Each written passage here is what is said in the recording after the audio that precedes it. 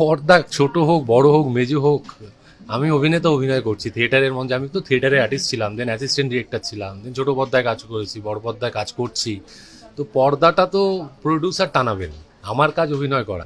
কিছু production house এখনো সহৃদয় রয়েছে, যেমন এসকে মুভিজ, এসভিএফ, রাজ চক্রবর্তী, তারা হিরো হিরোইন তৈরি করে, বাকিরা তো নিজেরাই self claimed hero heroine. Nabanita ও সিরিয়াল নিয়ে ব্যস্ত, এবং সিরিয়াল ছেড়ে ছবির জগতে এসে ছবি করা, সেটা সিরিয়ালটাকে হ্যাম্পার করে।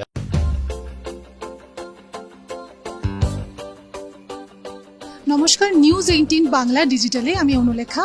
আসছে কমলেশ্বর মুখোপাধ্যায়ের নতুন ছবি আমি আমার মতো। আজ আমরা চলে এসেছি অভিনেতা জিতু কামালের সঙ্গে কথা বলতে। সবার আগে বলো, কেমন আছো? আমি খুব ভালো আছি, তুমি কেমন আছো? চলেই যাচ্ছে। বলো, এই যে নতুন ছবি, এত প্রিপারেশন পরের পর এক একটা করে প্ল্যানিং কিরম চলছে জীবন? তবে আমি আমার কাজটুকু করে যাই, না আমি প্রশংসার জন্য বসে থাকি, না আমি নিন্দার দিকে তাকিয়ে থাকি। আমি শুধুমাত্র কাজ করতে ভালোবাসি, কাজ আসছে করছি, প্রিপারেশন নিচ্ছি, সেটাকে ইমপ্লিমেন্ট করছি, দ্যাটস ইট।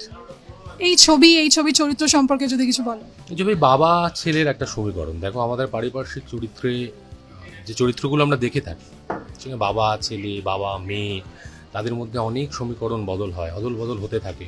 এবং ছেলে কখনো নিজের স্বার্থে হোক, কখনো পরিবারের স্বার্থে হোক, কাজের স্বার্থে হোক, বাবা মার থেকে দূরে থাকে। সেটা বাবা মারা কখনো কখনো বুঝে উঠতে পারেন, এবং বুঝে না ওঠার যথেষ্ট কারণও থাকে।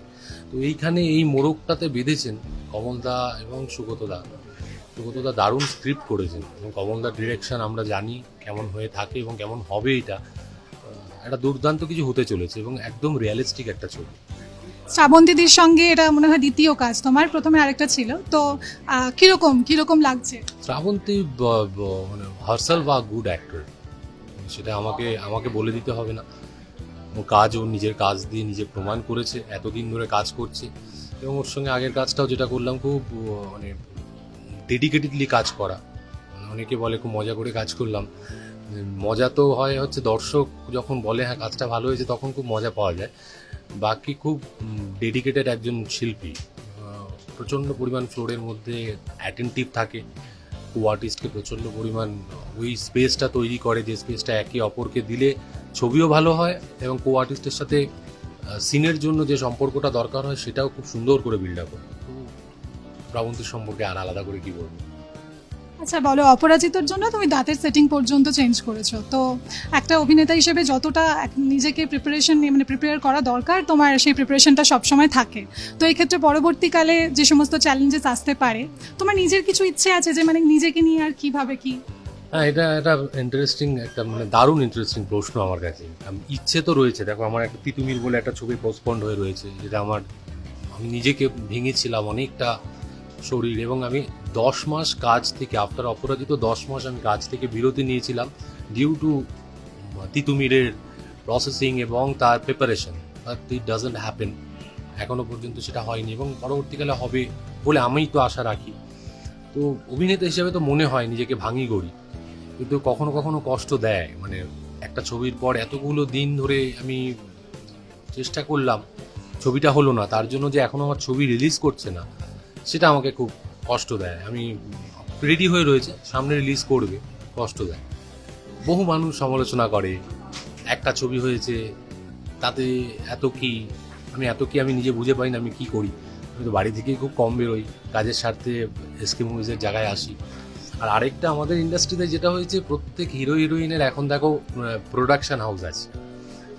কিছু প্রোডাকশন হাউস এখনো সহৃদয় রয়েছে, যেমন এসকে মুভিজ, এসভিএফ, রাজ চক্রবর্তী, তারা হিরো হিরোইন তৈরি করে, বাকিরা তো নিজেরাই সেলফ ক্লেমড হিরো হিরোইন। এটা আমি কোট আনকোট বললাম, সেলফ ক্লেমড হচ্ছে স্টার। তো তারা নিজেদের প্রিপারেশন নেয়, সেখানে তো আমার প্রিপারেশন তাদের কাজে লাগবে না। ঠিক আছে, যদি কোনো রকমের এরকম কোনো চরিত্র আসে যার জন্য প্রচন্ড পরিমাণ ভাঙতে হবে, গড়তে হবে, আমি তার জন্য প্রস্তুত। আচ্ছা, এই অভিনয় জীবনে তোমার ইন্সপিরেশন কে? আমার নাট্য গুরু গৌতম মুখোপাধ্যায়। আমি আসতামই না এই প্রফেশনে, উনি আমাকে ইন্সপায়ার করেছেন। উনি আমাকে এই গভীর সমুদ্রের মধ্যে ঠেলে দিয়েছেন, যার একুলো তাকালেও তীর নেই, ওকুলো তাকালে তীর নেই, কিন্তু আমাকে সাঁতরে যেতে হবে। তো উনিই আমার একমাত্র ইন্সপিরেশন। নবনীতাদির সঙ্গে তো বিভিন্ন রকম রিলে দেখতে পাই, এবার তোমাদের দুজনকে একসঙ্গে জুটি বাঁধতে কি দেখা যেতে পারে খুব তাড়াতাড়ি? নবনীতা ও সিরিয়াল নিয়ে ব্যস্ত, এবং সিরিয়াল ছেড়ে ছবির জগতে এসে ছবি করা সেটা সিরিয়ালটাকে হ্যাম্পার করে। আর আমরা দুজনই ওই পেশাদারিত্বটাকে বজায় রাখি। আর আমাদের কাছে পেশাদারিত্বের সংজ্ঞাটা হচ্ছে শুধুমাত্র টাকা নেওয়া নয়। পেশাদারিত্ব মানে হচ্ছে প্রডিউসারকে, যেটা প্রডিউসার আমার থেকে এক্সপেক্ট করছে, যেটা ডিরেক্টর এক্সপেক্ট করছে, আমি আমার 100% দিয়ে সেই জায়গাটা পর্যন্ত পৌঁছানো, সেটা আমার কাছে পেশাদারিত্ব। তো একটা সিরিয়াল ছেড়ে যদি সেই ছবির কাজে সময় দিই, সেটা যতই বড় ব্যানারে হোক না কেন, যতই বড় কিছু হোক না কেন, সেটা পেশাদারিত্বর সংজ্ঞা হবে না। আচ্ছা, জিতু কামালকে মানুষ বেশিভাবে চিনেছে, যেভাবে বেশিরভাগভাবে জনপ্রিয়তা পেয়েছো তুমি, সেটা হচ্ছে ছোট পর্দা থেকে। তো আবার ছোট পর্দায় যাওয়ার কোনো ইচ্ছে নেই? পর্দা ছোট হোক, বড় হোক, মেজো হোক, আমি অভিনয় করছি থিয়েটারের মঞ্চে। আমি তো থিয়েটারের আর্টিস্ট ছিলাম, দেন অ্যাসিস্ট্যান্ট ডিরেক্টর ছিলাম, দেন ছোট পর্দায় কাজ করেছি, বড় পর্দায় কাজ করছি। তো পর্দাটা তো প্রডিউসার টানাবেন, আমার কাজ অভিনয় করা। এবার উনি ছোট পর্দায় দেখাবেন না মোবাইলের পর্দায় দেখাবেন, সেটা তার ব্যাপার।